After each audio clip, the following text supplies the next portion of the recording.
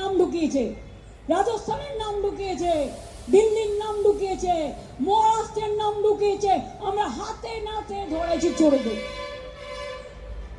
বস্তাগুলোকে ধরা হয়েছে। এবং আমি স্ট্রং চিঠি আজকে পাঠিয়েছি, যদিও জানি যার এক কান কাটা তার দোকান কাটার ভয় থাকে, এদের তো দোকান কাটা, সুতরাং এরা কোনো রেসপন্স করে না, এরা চিঠির উত্তর দেয় না, এরা সৌজন্য মানে না। আর বিচারের জায়গাটা সব জায়গায় যদি বন্ধ হয়ে যায় তাতেও ভয় পাবেন না, একটা জায়গা খোলা আছে, সেটা হচ্ছে গণতন্ত্রে, government of the people, by the people, for the people. অর্থাৎ জনগণ যদি থাকে তাহলে কেউ কিছু করতে পারে না। আজকে আমি দুঃখিত, এরকম আমি দেখিনি। আমি চিফ মিনিস্টার, আমি কিছু জানতে পারছি না, সব নিজেদের লোক বসিয়েছে উকুন বেছে বেছে। আমি বলি যতই বাঁচো উকুন, উকুন বাঁচতে বাঁচতে উকুন যদি একবার হয় না সারা মাথায় ছেয়ে যাবে। যাকে 26-এর বিধানসভা ভোটকে সামনে রেখে মমতা ব্যানার্জি বিভিন্ন নির্বাচনী জনসভাগুলোতে লাগাতার তা উস্কানিমূলক বক্তব্য রেখে চলেছেন। মমতার 15 বছর শাসনকালের জন্য একটা প্রচণ্ড ইনকামবেন্সি হওয়া চলছে, সেটাকে কাউন্টার করার জন্য মমতা ব্যানার্জি অবিরাম মিথ্যা, ভাট ও উস্কানিমূলক বক্তব্য দিয়ে চলেছেন। আগামী 5 বছরের জন্য পুনরায় ক্ষমতায় এলে তিনি পশ্চিমবঙ্গের জন্য কী উন্নয়নমূলক কাজ করবেন সেই দিশা তিনি দেখাতে পারছেন না। তার হাতে গরম কোনো ইস্যুও নেই। বিজেপির বিরুদ্ধে কুৎসা ও অবিরাম মিথ্যাচার করে চলেছেন। রাজনৈতিক দলের নেত্রী হিসেবে তা তিনি করতেই পারেন, এতে বিজেপির কোনো অসুবিধা নেই। বিজেপি নাকি বাংলাকে টার্গেট করেছে, সুতরাং তিনি আগামী দিনে দিল্লিকে টার্গেট করবেন। এটা সত্য যে বিজেপি বাংলা জয়ের লক্ষ্যে এই নির্বাচনকে পাখির চোখ করেছে। লোকসভার কোনো ব্যাপার নয়, যদি আপনার ক্ষমতা থাকে 29-এর লোকসভা ভোটে আপনি দিল্লিকে টার্গেট করুন, কে আপনাকে বাধা দিচ্ছে? ন্যাড়ার আবার বেলতলায় যাবার শখ। এমনিতেই সর্বভারতীয় তৃণমূল কংগ্রেস আঞ্চলিক দলে পরিণত হয়েছে, নামেই সর্বভারতীয় তৃণমূল কংগ্রেস। তৃণমূল কংগ্রেসের সর্বভারতীয় দল হবার জন্য যে শর্তগুলি প্রয়োজন তা পূরণ করতে পারেনি। সর্বভারতীয় ক্ষেত্রে তৃণমূলের অস্তিত্ব তো নেই, উপরন্তু পশ্চিমবঙ্গ এই দল অস্তিত্বহীন অবস্থায় পৌঁছে যাবার মতো অবস্থা সৃষ্টি হয়েছে। এই নির্বাচনে যদি তৃণমূল কংগ্রেস পরাস্ত হয় তবে দলটা থাকবে তো? সিপিএম 21-এ নির্বাচনে অস্তিত্বহীন হয়ে পড়েছে, এবার তৃণমূল কংগ্রেস পশ্চিমবঙ্গে অস্তিত্বহীন হয়ে পড়বে। তখন মাত্র 2টি দল পশ্চিমবঙ্গে থাকবে, একটি বিজেপি এবং অন্যটি জাতীয় কংগ্রেস। পশ্চিমবঙ্গ বাইপোলার রাজনীতি দেখা দেবে। কেউ যদি বিজেপিতে জয়েন করে সঙ্গে সঙ্গে সে বিদেশি হয়ে যায়। বিখ্যাত টেনিস তারকা লিয়েন্ডার পেজ যখন বিজেপিতে জয়েন করে তখন তিনি বিদেশি হয়ে যান। আদতে তিনি কলকাতার বেগবাগানের বাসিন্দা, বাঙালি খ্রিস্টান এবং মাইকেল মধুসূদন দত্তের বংশধর। তিনি যখন তৃণমূলে জয়েন করেছিলেন তিনি তখন ছিলেন স্বদেশি বাঙালি। দেশি বিদেশির সার্টিফিকেট তৃণমূলের কাছ থেকে নিতে হবে, এই আর কি। কীর্তি আজাদ, শত্রুঘ্ন সিনহা, সাকেত গোখলে, ইউসুফ পাঠান, শ্রীমতী মেনকা গোস্বামী এরা সকলেই বাঙালি। মমতা ব্যানার্জি এত বাঙালি করেন, কিন্তু বাড়ির বউগুলো সব কেন অবাঙালি? শোনা যায় অভিষেকের বউ আদতে থাইল্যান্ডের বাসিন্দা, তিনি আবার কবে বাঙালি হয়ে গেলেন? মমতা অভিষেকরা যখন বাঙালি বলে উস্কাচ্ছেন, এই নিয়ে মুর্শিদাবাদের বেলডাঙ্গায় সাম্প্রদায়িক দাঙ্গাও হয়ে গেল। বাংলার বাইরে কেউ অপকর্ম করে খুন হয়ে গেলেও তখন মমতা ব্যানার্জিরা বাঙালিদের উপর অত্যাচার হচ্ছে বলে চিৎকার করেন। কেউ যদি স্ত্রীর পরকীয়ার কারণে খুন হয়ে যান, সেটাও বাঙালি বিদ্বেষ বলে চালিয়ে দেন মমতা ব্যানার্জিরা। যখন আবার অন্য রাজ্যের মহিলারা বাংলায় এসে ধর্ষিতা হন তখন মমতা ব্যানার্জিরা চুপ করে থাকেন। অপরাধীদের কোনো দেশ বা জাত থাকে না, এটা মমতা ব্যানার্জিরা মানেন না। এখন আবার নির্বাচনের সামনে নির্বাচনী উস্কানি দেওয়া শুরু করেছেন। তিনি মহিলাদেরকে বুথ দখল করার জন্য হাতা খুন্তি নিয়ে এগিয়ে যেতে বলেছেন। গত নির্বাচনে পুরুষদের কেন্দ্রীয় বাহিনীর বিরুদ্ধে লেলিয়ে দিয়েছিলেন। এতে উৎসাহিত হয়ে কেন্দ্রীয় বাহিনীকে আক্রমণ করতে গিয়ে শীতলকুচিতে 4 জনের প্রাণ চলে যায়। এতে মমতা ব্যানার্জির পরিবারে কি কিছু হয়েছে? এতে মমতা ব্যানার্জির রাজত্ব কায়েম হয়ে গিয়েছিল। আর যারা মমতার উস্কানিতে পা দিয়ে নিহত হলেন সেই পরিবারগুলোর খোঁজ খবর কি তৃণমূল রেখেছে? সুতরাং যারা মমতার উস্কানিতে পা গলাবেন তারা যেন পরিবারের ভবিষ্যতের কথা চিন্তা করেই পা দেন। কেউ মারা গেলে সেটা আপনার পরিবারের ক্ষতি, মমতার পরিবারের কিছু হবে না। মহিলাদেরকে হাতা খুন্তি নিয়ে কেন্দ্রীয় বাহিনীকে আক্রমণ করার জন্য উস্কানি দিচ্ছেন। এ তো গেল ঘটনার একটা দিক। অন্যদিকে আইন কি বলে? আইন কি মমতা ব্যানার্জিদের এই ধরনের বক্তব্য রাখার অধিকার দেয়?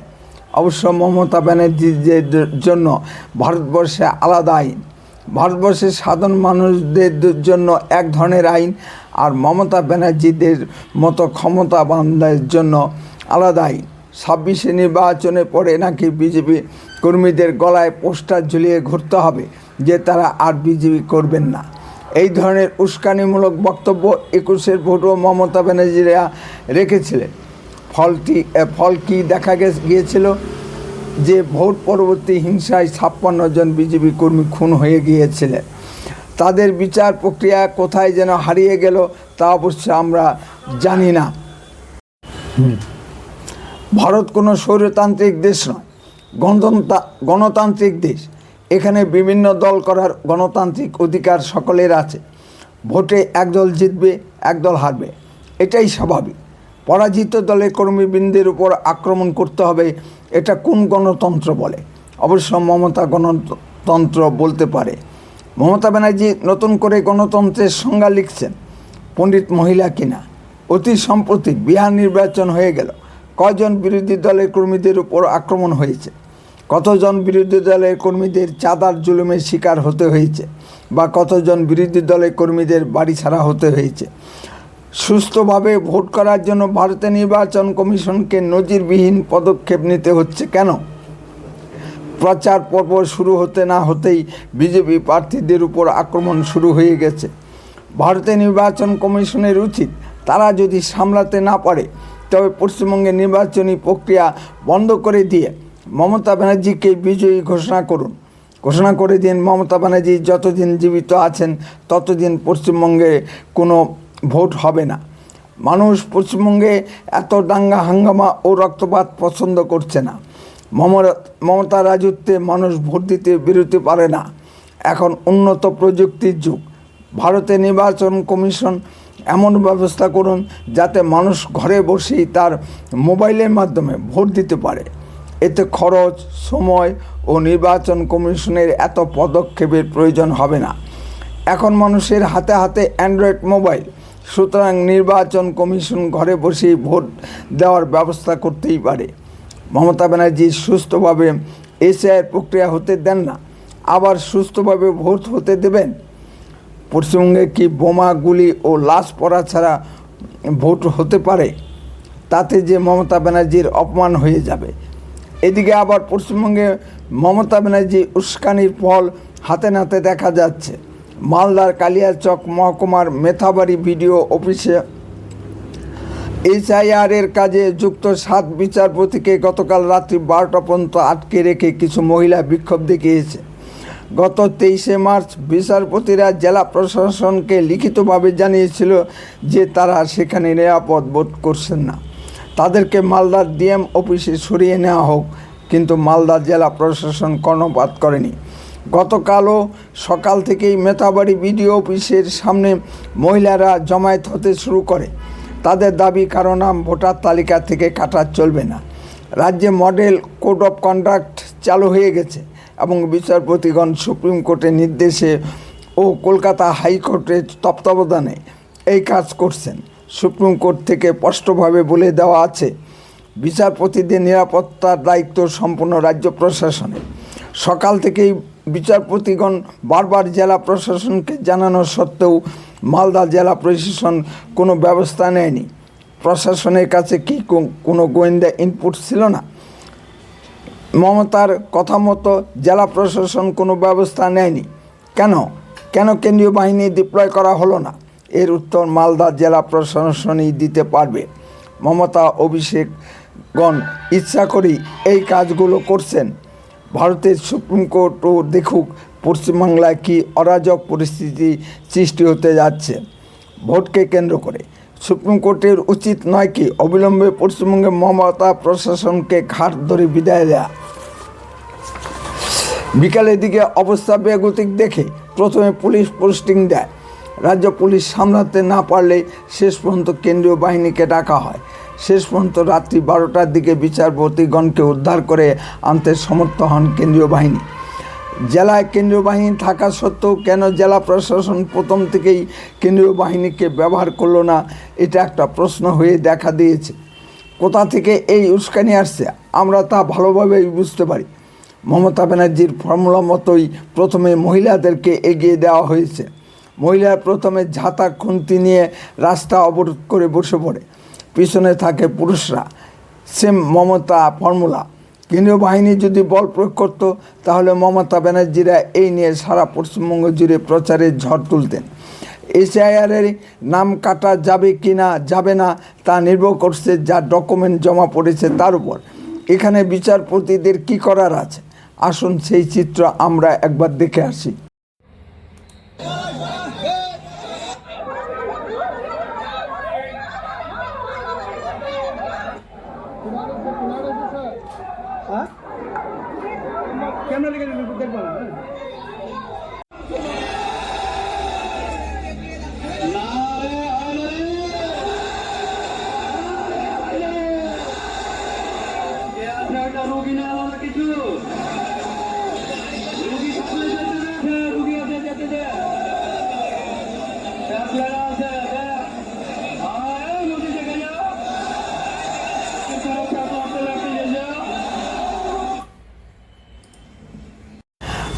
আমরা কবে পশ্চিমবঙ্গে রক্তপাতহীন সুস্থভাবে ভোট হতে দেখতে পাব? এই প্রশ্নটি রেখেই আজকে প্রতিবেদনটি শেষ করলাম। নমস্কার, আপনারা শুনছেন উত্তরে কণ্ঠ থেকে আমি প্রভাত বসাক, তুফানগঞ্জ, কোচবিহার। সুধী দর্শক মণ্ডলী, আপনারা যেখান থেকে আমার প্রতিবেদনটি দেখছেন তাদের সকলকে প্রীতি ও শুভেচ্ছা রইল। আশা করি ভালো আছেন। দয়া করে চ্যানেলটিকে লাইক, শেয়ার, কমেন্ট ও সাবস্ক্রাইব করে পাশে থাকুন। আপনাদের যদি কিছু বলার থাকে কমেন্টে বলুন। আর লক্ষ্য রাখুন উত্তরে কণ্ঠের পর্দায়। বন্দে মাতরম, ভারত মাতা কি জয়।